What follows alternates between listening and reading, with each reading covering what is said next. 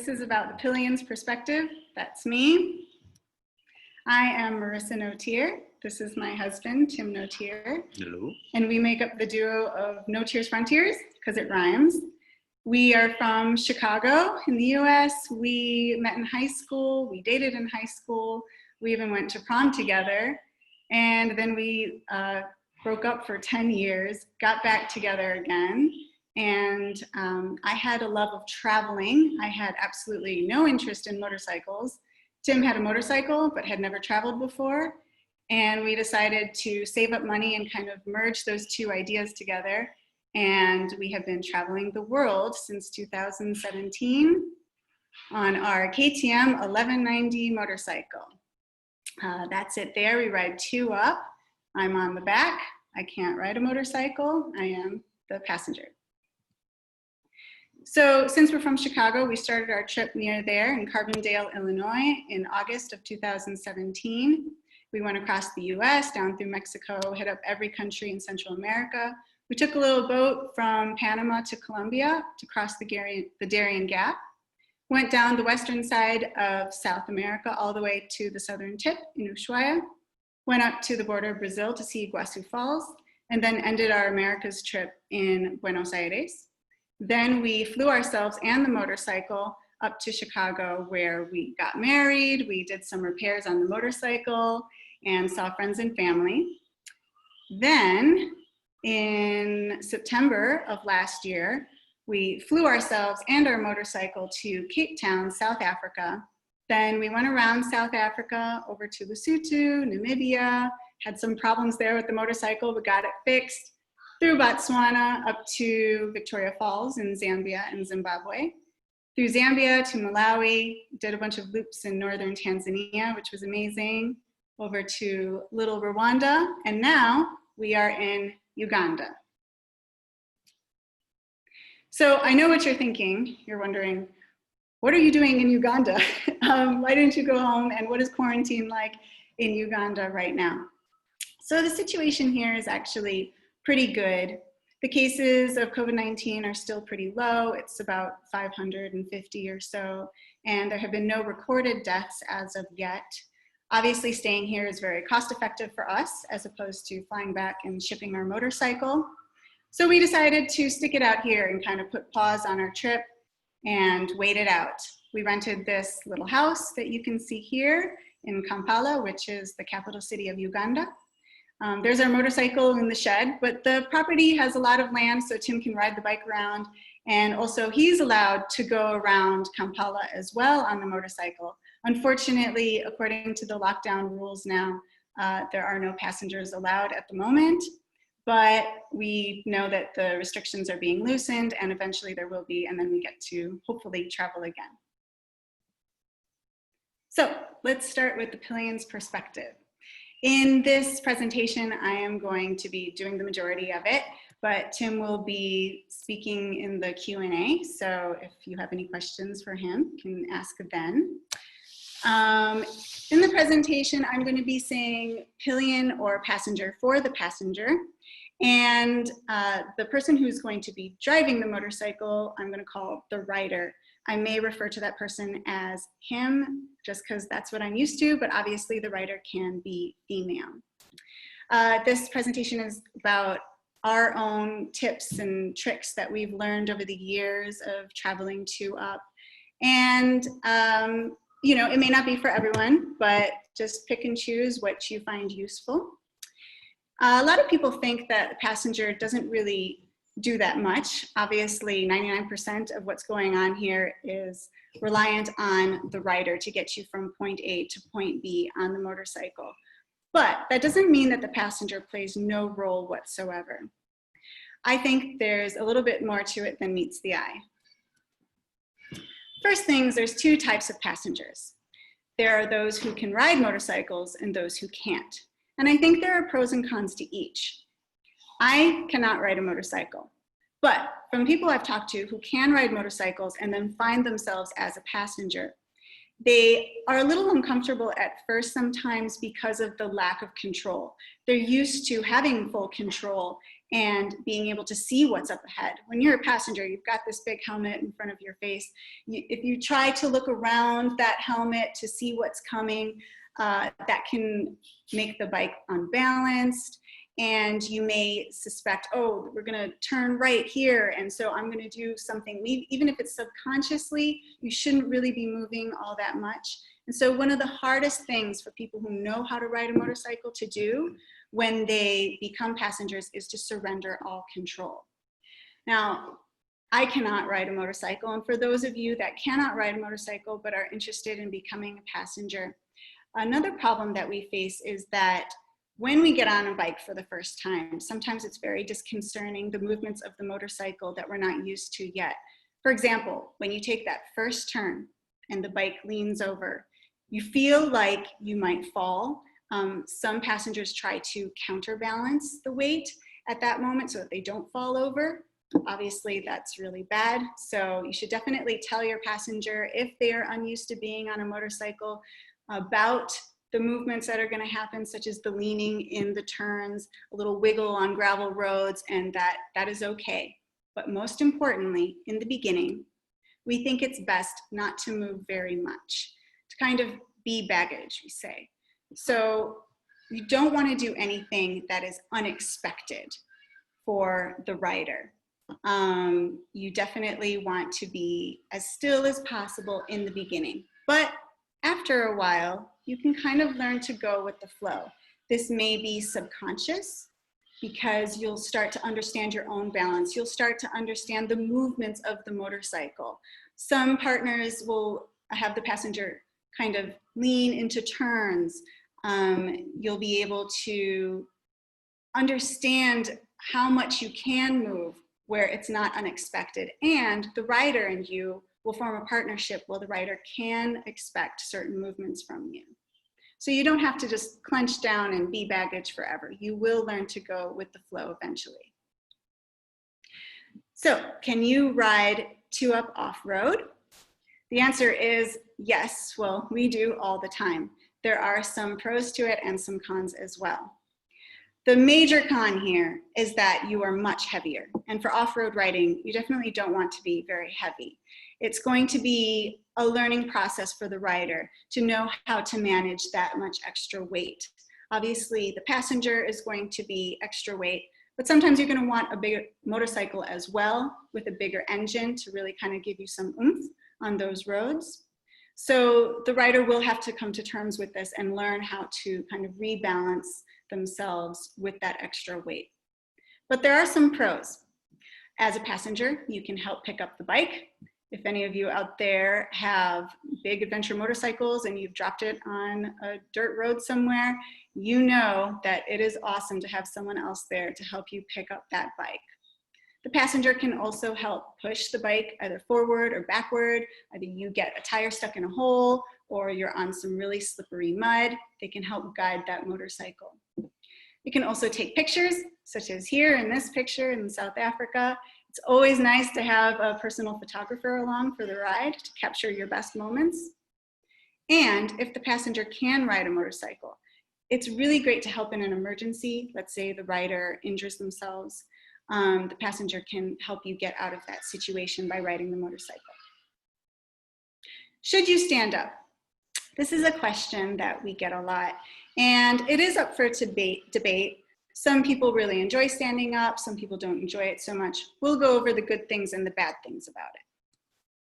Why it's good. Standing up can lower your center of gravity from the seat to the pegs. Having a low center of gravity, as you know, is really good for balancing the motorcycle. We find that standing up is best for going uphill because it really kind of puts some weight up on that front tire. For going downhill, not the best. You might want to be leaning back instead. But I think that as a passenger, learning to stand really increased my skill set because I was able to understand my weight better and my balance better. I wasn't scared into just sitting there. If we were to hit a bump and I went flying out of my seat, if I know how to stand up on my pegs, I'm not as worried being out of the seat like I've been ejected. Now I know how to do that, and it also helps if I want to stretch. But it's not always great. It can be uncomfortable for the passenger. These motorcycles are not necessarily designed with passengers in mind, so sometimes the foot pegs might not be in the right place. The foot pegs might not be very comfortable to stand on for a long time. But also, as a passenger, you don't have anything very stable to hold on to. The rider, of course, is holding on to the handlebars, but you have to hold on to the rider. So when you are braking or accelerating, both you and the rider have to be comfortable with the fact that you're either going to be pulling back on the rider or you're going to be pushing all of your weight into them.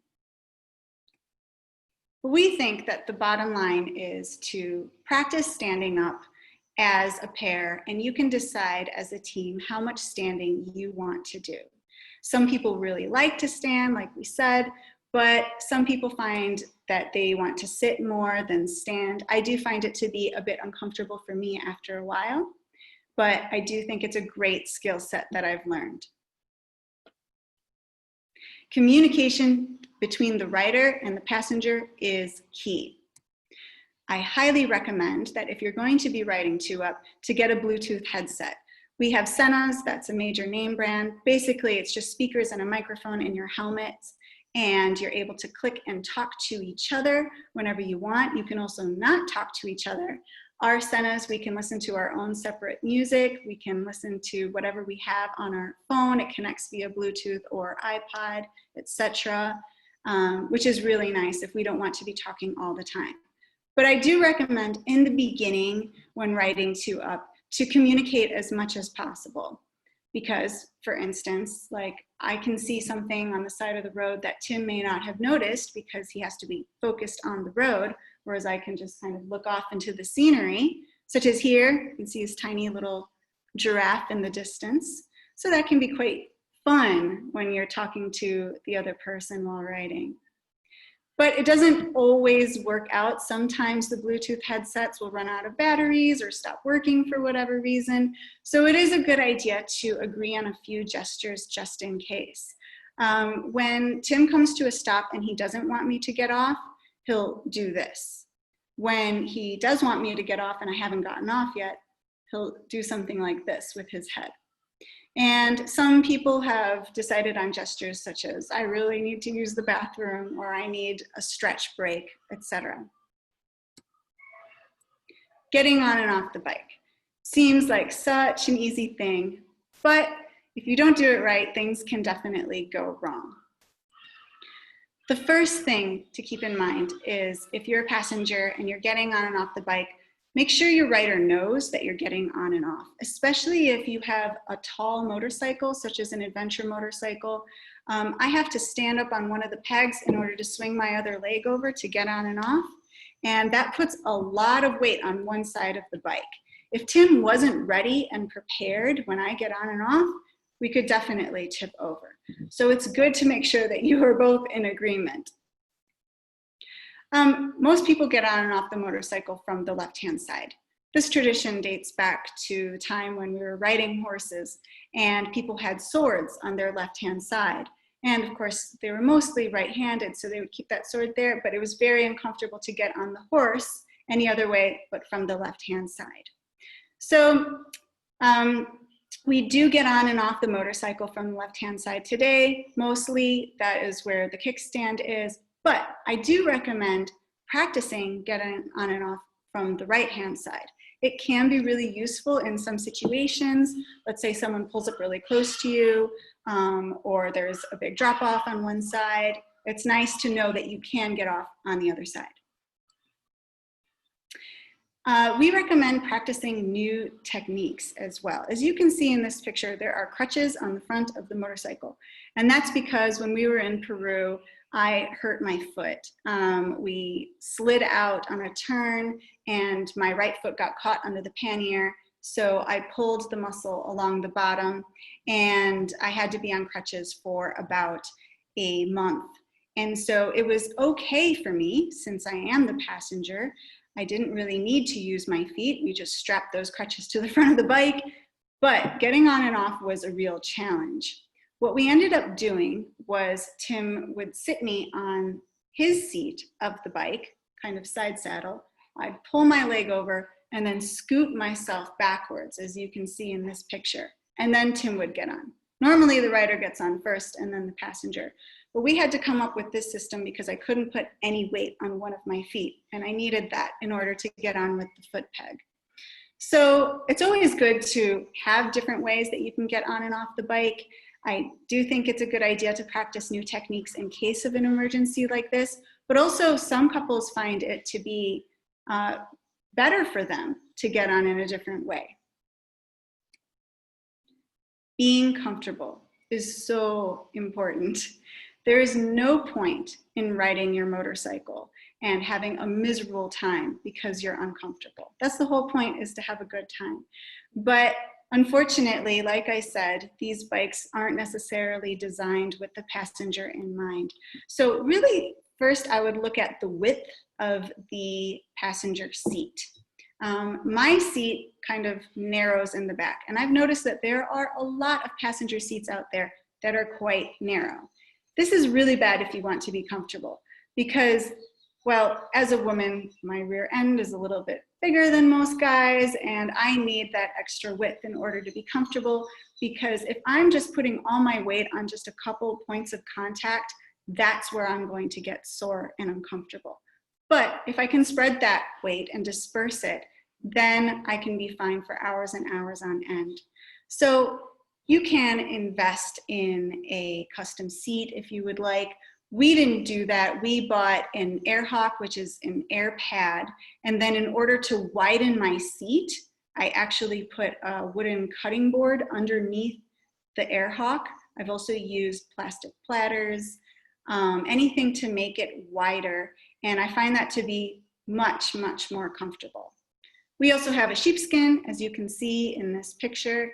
It looks super comfy. It's actually not as comfortable as it looks, mostly just really looks cool.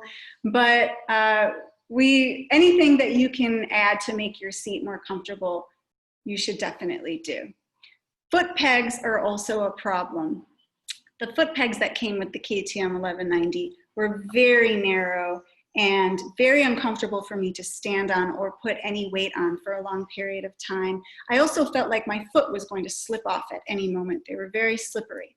So we traded them out for Goldwing pegs, which didn't exactly fit, but Tim was able to fuddle them in there, and they've been great. They're very wide and stable, and I feel much more comfortable, much more stable on those foot pegs than before. And one thing that most passengers love is a backrest. Having a good backrest is fantastic. If you have a bag on the back, such as we do here, and it's in a comfortable position to lean back on, that can suffice. The only problem with that and not having a sissy bar is if you take the bag off and you're going off-road or something a little bit tricky and the rider accelerates, at least I feel like I'm going to fall backwards if I'm not holding on. But if I have that backrest there, I never feel like that. I feel very snug in the motorcycle, and I don't feel like I have to be holding on and gripping at all times. My hands are more free, and it's much more comfortable for me. Falling. Unfortunately, it happens to the best of us, and it is a real fear. I'm going to categorize falling into two: slow falls and fast falls that I'm going to call wipeouts. A slow fall, I'm going to consider it a slow fall as long as it's slow enough for you to say, oh no, I think we're falling. That's a very slow fall. Like if you hit a small bit of sand, you're going extremely slow, or if you're coming to a stop and just got the footing a little bit wrong. In those circumstances, I find it best to just step off. Obviously though, you cannot do that in a wipeout. You won't even have a moment to think, probably. But one thing you should try not to do is catch yourself with your hands. That is a very natural reaction for people to do. I've done it before, But what happens is it's very easy to break the bones in your wrist or break the little bones here in your hands. And so the best thing I think to do is to really use that protective gear that you have and land on that. So you've got your shoulder pads, your elbow, your hip pad. You really want to keep your limbs in. Once your limbs are flying all around, that's when you can get broken wrists and broken ankles. But if you keep your limbs in, kind of roll into the fall, that will probably be best. So the fear of being a passenger.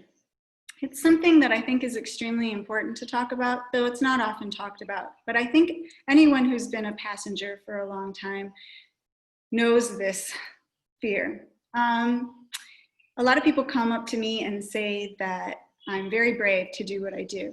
And the truth is, for about the first year and almost a half that we were traveling full time, I was terrified of going off-road. I didn't really have a fear of being on the back of the bike. I had gotten over what little fear I had of that, but going off-road just really, really scared me. I was terrified of falling, and it was debilitating. I didn't enjoy myself to the fullest. I think this fear really comes from the fact that there is a lack of control. And you know, as the rider, it's quite fun and you've got challenges that you can overcome. But as the passenger, there's not really a challenge to overcome because you're just there and you're just thinking about what could happen. And that can be really just make your ride horrible. But I found for myself, the best thing that helped me get over this was to build that bond between me and Tim. If you can build a bond of trust between the passenger and the rider, that fear will go away. And then you can really enjoy yourself. Now, I love going off-road and I love the challenges because I know that we've faced things like this before and we've overcome it and we're going to overcome it again. So I think that once you have that trust built over time between you and the rider, that fear will go away, and there's nothing better than riding on a motorcycle. We all know that. So you will be able to enjoy yourself to the fullest. There are a lot of advantages to being a passenger. The first is that you can enjoy the scenery, whereas the rider has to really stay focused on the road. But also, you don't have to be fully immersed all the time in your surroundings. You can also ignore the traffic. So if we are in a big city that's really congested, Tim, of course, has to be on his toes at all times and aware of everyone around him. But I can tune all of that out. I can listen to my audiobook or my podcast and just meditate my way through the world. And so it is really nice to be able to focus in on what you love, on the scenes that you want to really look at, but also just tune it all out when you don't want to be focused in on it. Of course, you can also take pictures back there. I wouldn't recommend always being on your phone, just because I've known people who have dropped their phone on the bike, and that's never good. But I do have my phone and we'll have a GoPro attached to me at all times, and I will take pictures when I feel that it's comfortable. You can also move around a little bit. You can scratch your nose, you can adjust your gear. If you get hot, you can unzip a little bit, you can zip up when you're cold. You don't get hit with as many bugs, which is fantastic. You have this human shield. I think Tim has been stung in the face 3 times by bees, but I don't really have that worry. You don't get soaked with as much rain. I know that Tim's got his hands on those handlebars and his hands get soaked and the rain and wind just come right up his sleeve. And that wind is just really brutal. But I can just put my hands in my jacket and I'm fine.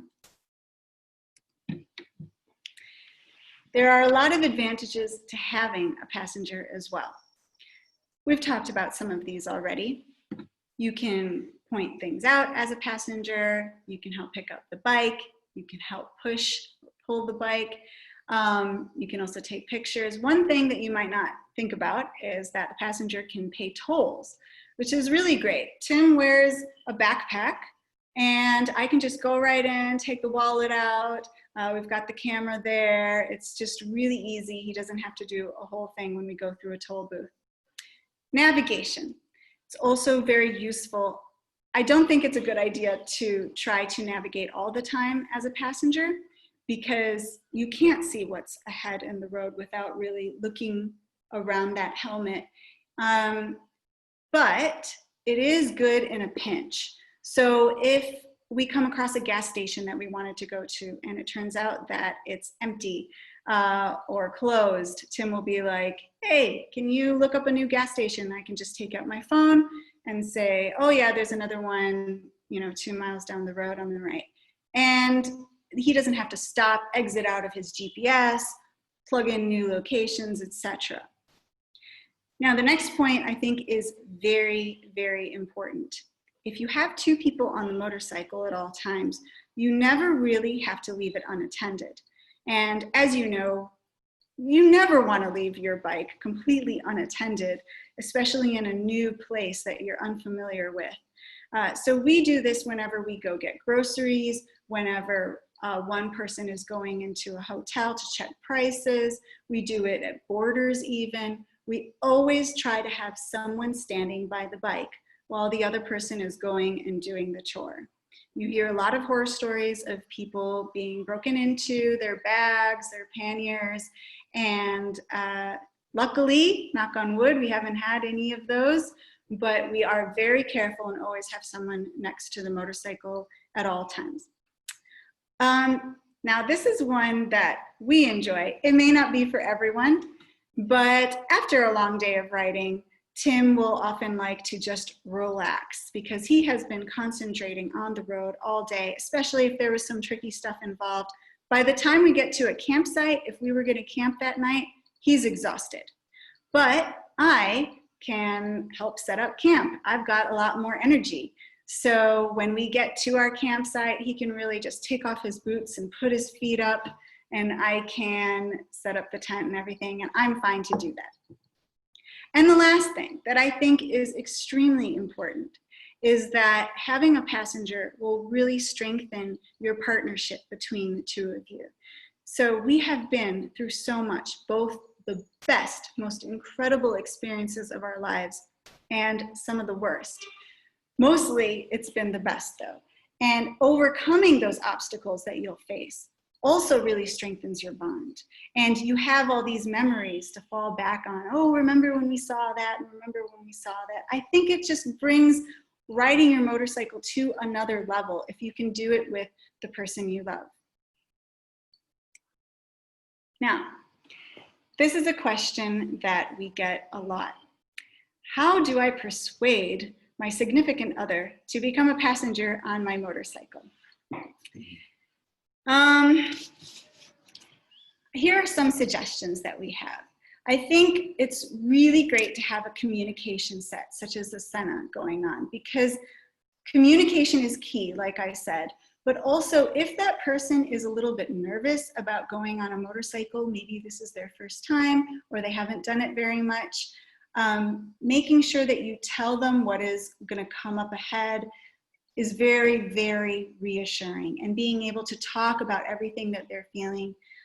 So when you have that headset, communicate before and during the ride about what is going to happen. So like I said before, mention about turning and leaning and feeling like you're going to hit the ground, but you're not going to hit the ground. Kind of wobbliness of gravel roads. And then when you're on the bike riding, you can say, oh, there's a big bump coming up ahead, or I got to speed up here. Every time Tim did that, especially in the beginning, I would just feel so comfortable. Like, okay, this is expected. Another great thing is to have a very comfortable seat and a comfortable backrest. Make that passenger comfortable. I know anything that pertains to motorcycles is quite expensive, so it is an investment, but I think if you're going to be riding 2 up a lot, that investment is definitely worth it. That also goes along with having comfortable gear and safe gear. A lot of times a passenger is a bit concerned about getting on the motorcycle because they are worried about safety. riding motorcycles is dangerous. And because they have no control over their outcome, they want to make sure that they are as safe as possible. So one thing that really helped my confidence level was having really good safety gear. You know, having that jacket with the pads, the pants, everything, especially the boots with really good ankle support. Unfortunately, one of the injuries that oftentimes happens is a twisted ankle or even a broken ankle. And so knowing that I have those strong motorcycle boots, even though I'm not the rider, it makes me feel comfortable, and confidence is everything. And finally, I would recommend practice getting on and off the motorcycle, especially if you're going to be riding with other friends. You don't want your passenger to feel a little bit nervous about getting on and off and maybe doing something that isn't right in front of everyone. So practice that before you go out. And along those lines, we were in Guatemala, and I had to get my front brakes redone. And so there was 2 motorcycles. I went to the mechanic, and then I was going to hop on the back of my buddy's motorcycle to return back to his house. And sometimes the rider becomes the passenger, and it had been a course of 3 years since I sat on the back of a bike, and I instantly gave Marissa a lot of credit and bravery, because it was one of the scariest things that I've ever done in my entire life. It was a very short ride, and it was just a small amount of gravel, but I appreciate and respect Marissa. There is the trust that needs to be slowly built. There was asphalt, then there was curvy asphalt, and then there was, you know, some gravel roads, and then we started baby stepping additional harder and harder stuff. But that's exactly it. Because in the beginning, I told Tim, I am not getting on your motorcycle. I had been on motorcycles before. I didn't like it. It was extremely scary to me. And I'd actually been in 2 minor motorcycle accidents. And I told him, I'm not getting on your bike. Somehow I decided, all right, maybe once, right? But I think this is very, very important, is that we took it gradually. Now, there are some passengers out there that are super gung-ho, and they're like, yeah, I'm going to get on the motorcycle, go off-road, all the adventure, you know, but that wasn't me. I was really, really nervous for a very long time. And so it was, just like you said, baby steps. It was asphalt for a very long time. It has taken me years to get to where I am now, where I absolutely love every type of road. But, you know, that first year going off-road was very, very scary for me. So yeah, it is that bond that is created. But doing these things helps a lot. Having comfortable gear and making sure that I am confident in myself, in Tim, and in the motorcycle, those are all very, very important. And that is our presentation. Thank you so much. And we are going to open it up now to Q&A. Thank you so much. I really enjoyed your presentation, and you have so many good tips for passengers. So we have a lot of questions for you, and everyone listening, please feel free to put them into the Q&A. Keep the questions coming. First question is for Marissa. Where's the best place to practice being a passenger before hitting the world on a round trip, on a world trip? Well, before we went on a round the world trip, we did something that we called maiden voyage. We were able to take 18 days off from work. And being in Chicago, you're not really close to anything that would be remotely like what it is on a round the world trip. There's no terrible roads, there's no mountains, nothing. So we decided to we headed out west. Yeah, we headed out west, and we took the bike with us. We hauled the bike, and then we got on the bike out there and went around the Rocky Mountains. So we were able to take about 2 weeks of that 18 days, really focusing on going on some pretty nasty roads and seeing if we liked being close to each other the whole time, and that liked camping and bringing all our gear. Before we quit our jobs and sold all our stuff, we wanted to actually see if we could physically touch each other for 20 hours a day. But and before the maiden voyage, had you done any short round town trips? We had a Yamaha 1900 Raider, so a big cruiser bike. Oh, okay. And little 5'4" Marissa here, 5'3". 5'3", wore a Swiss Army backpack with just all of our gear. I didn't have a sissy bar or nothing. She was my little pack mule. And we would go out for extended weekends and such, but I am a strong advocate that you can go around the world on any motorcycle you want. But for us personally, the further we wanted to go and the longer, that's when we upgraded to the KTM. I did realize all of those things about being uncomfortable at that time, because I thought, oh, I'll just put a backpack on, jump on the bike, it'll be great, we'll go camping. But after hours, I mean, I got bruises, black and blue, and I was like, I don't know, I can do this. So we really invested in a bike that could carry our gear and carry me comfortably and go off-road. And me comfortable is too. A lot of her points pass on to the rider themselves. I also have an Air Hawk because just it's not like an enduro seat, but the KTM 1190 seat. You're a BMW rider, and all the BMW riders out there, that's the one thing I'll give you is the seat. So comfortable. Yes, that is a very, very nice stock seat. Yes, but not so for us. Tim, do you think learning to ride with luggage before taking a passenger helps? 100%. And as we were going through the speech, it was interesting to hear Marissa's perspective and how she, I would never call my wife dead weight and to be dead weight, but you know how to handle a 100-pound sack of rice on the back of your motorcycle opposed to 100 gallons of fluid water. Like one is going to be much, much more difficult opposed to the other, but it's the center of gravity will throw you off just a little bit, but not so much. But you can definitely tell the difference riding a bike naked versus with luggage versus with somebody and versus with luggage with somebody. So definitely just get used to having that extra weight. Yeah. And once the passenger becomes comfortable back there, I think you do kind of move with the movements of the motorcycle where you're not just complete dead weight, which can help, like going uphill and standing. That can help with balancing that. Yeah. What would be some tips that you would give so if you were taking a passenger for the first time, what would you say to them? Here's the guidelines. I would definitely say just try to be one with the bike. Don't try to match my movements. Don't try to go against my movements. For the passenger. For the rider or for the passenger? For the passenger. So the first time Marissa got on the back, what were your instructions to her? Just pretty much don't freak out. Everything's going to be okay. We're going to have a good time. Just be baggage. Yes, be the bag of rice. Just sit there and enjoy yourself. Be a bag of rice. Okay. So it definitely helped me once he was able to communicate all the time with me. Because in the beginning, we didn't have those headsets, and I was just scared back there.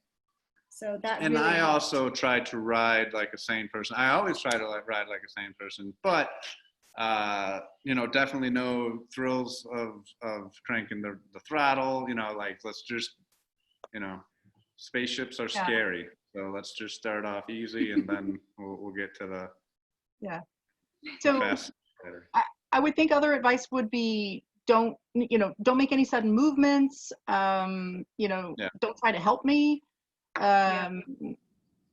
Anything along those. Don't feel like you're falling when you're leaning, because that is immediately I think, oh, what's happening? We're falling over. So just to reassure that passenger, you're not falling. It's okay. And when we first went off road, Tim said to me, you're going to feel the tire wiggle and it's okay. No. And I'm so thankful he said that to me, because I thought, oh, there's something terribly wrong. The tire's coming off the bike and what is going on? And I did not like it whatsoever. No. Well, I had to teach Marissa slowly that a certain amount of being able to stay in control while going off-road is giving up a little bit of that control so that overall your wheel is going that way But if you're like, I want to go that way, you're going to go that way. So, you know. Yeah. Yeah, there's a lot of folks who ride two up on the road. There's a lot fewer folks who ride off-road two up, and that's definitely an acquired taste. Yes. That's a great way of putting it. I will Yes. also say we were pleasantly surprised riding through the Americas and through South America. We thought that riding two up was going to be a unique factor between us that would separate us between people on BMWs or KLR 650s or whatever. And we met so many two up riders. Yeah. From on KLR 650s to F800s to the 1200 GSs. It was amazing. Africa We thought this Twins. was very strange that we were doing this, and all of them would go off-road and be able to really tackle these difficult terrain roads. And it was very impressive to see that this is, I think, becoming more and more popular. Yeah, we thought we were a diamond in the rough, and we were just. No, we're neither No. diamond. We're just rough. Yeah, we're just rough. Yeah. I have another question for you, for each of you. Any tips on how to crash gracefully? I'm so glad you're okay after your get off.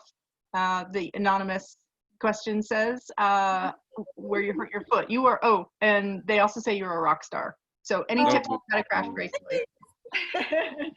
Yeah, so like I said, for the very slow falls, I found that it's best to step off, because if I don't step off and I do the thing that I do with the bad falls, which is just kind of hunker down and kind of roll with it, that's almost worse, because I end up just really falling to the ground. And a lot of times this terrain is steep, and sometimes I'll like fall down a hill.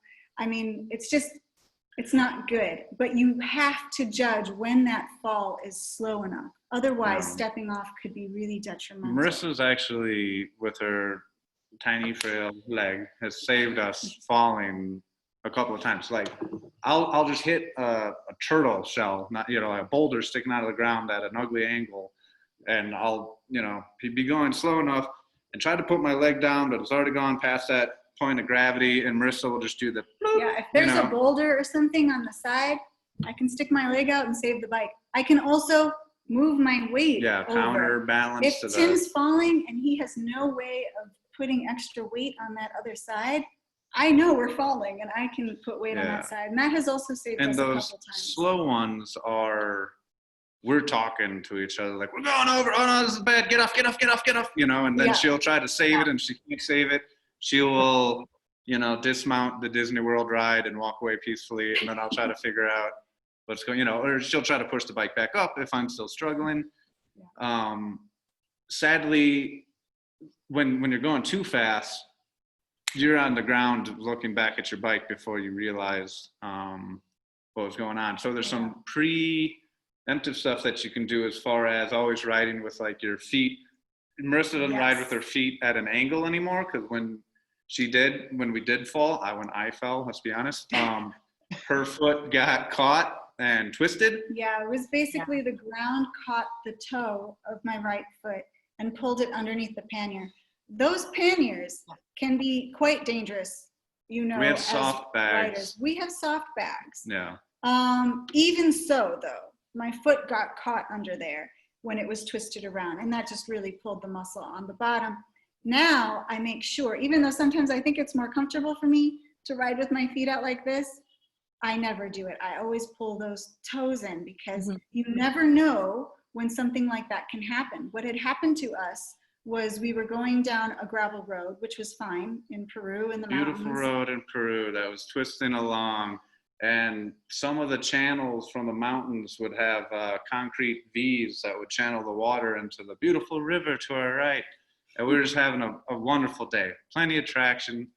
Everything was amazing. We've gone over 3 of these concrete things, but one of them had a little bit of water in it, and it's just some mossy, mildewy, slimy, nasty, a layer a millimeter thick, and it was just, It was like we were oil. going and then we weren't going and we're on the side and the bike was over there and I was like, and that's pretty much the reaction time. So it makes more sense to prepare for not being able to prepare by keeping your feet in, keep those keeping, limbs in. you know, all the gear all the time. You know, that's can't be said enough, but and yeah, there's not a lot of decision making when your rear tire is kicked out while you're going it's too fast. 40 miles.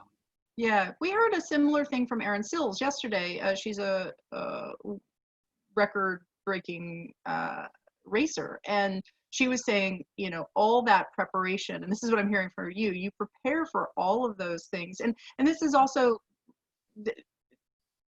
over 4 years of your traveling together now, with 4 years. So don't each couple, as you travel together, I would think learns more about when to do certain things, because, you know, as off-road riders are taught, don't that, you know, the dab is dangerous, you know, but there's sometimes, and then you start learning when to, just like Marissa, you learned when to, when you can save it, as opposed to when it's best. So, yeah, great. That's why I'm a bit cautious with that advice, the whole stepping off thing, because it can go really awry if you're not going slow enough. So it really has to be like you are pretty much at a standstill type of you're stopped. fall, and you're not falling into something that's declining, because that wouldn't be good to step off there. So it's a conscious decision of yours. You know, and same with the standing up points that she went over. I stand up often because I like looking over. I put weight on the front wheel. It's a personal thing that I like, that, you know, the good old stretch your legs and you're in that adventure pose that everybody sees on t-shirts. But I would rather have Marissa be comfortable than standing up and uncomfortable. Like sometimes I can hear her panting like Darth Vader behind me, just because I have exercise for me. I have 2 handlebars and I have 4 points of solid contact that might be moving around a little bit, but I am, you know, rigid. I'm in control. And I am using all of my willpower to stay. She's doing squats basically back there. Of course, I'm not locking my knees. Yeah. And just the way the foot pegs are, it's uncomfortable. So again, I'd rather her be comfortable and sitting down. I do like to stress when we're going uphill, just stand up with me and lean forward, just so we can, you know, because it starts getting nasty. Yeah. So I will say, sorry. I'm sorry, I have to interrupt you. We're at time, and I just wanted to ask if you could answer one last question. Randy Drexler is great at asking these fantastic questions for the end of presentations. His question is, such great info and experience, where to next? We are on our way to Mongolia the long way, but yes, our plan was to go up to Egypt and then over to Europe. And then after spending some time in Europe and somehow getting more money, we would head over to Asia. We really want to get to Mongolia. You know, things have been put on hold at the moment, but we're very fortunate that we're in a safe place. People here are so nice, and it's also an affordable place. So things are good.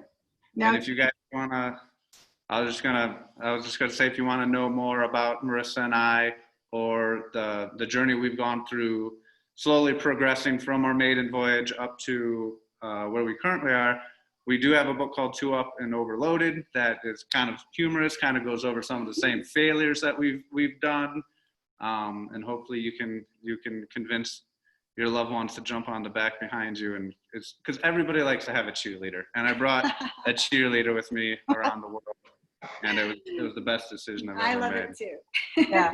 And you're partially funding your trip with your book, correct? That's how you put more gas in your tank? Yes, that is pretty much the only source of income. The rest is just outcome. Well, Brittany and I were chatting behind the scenes, and we're like, we got to get their book. We have to watch where they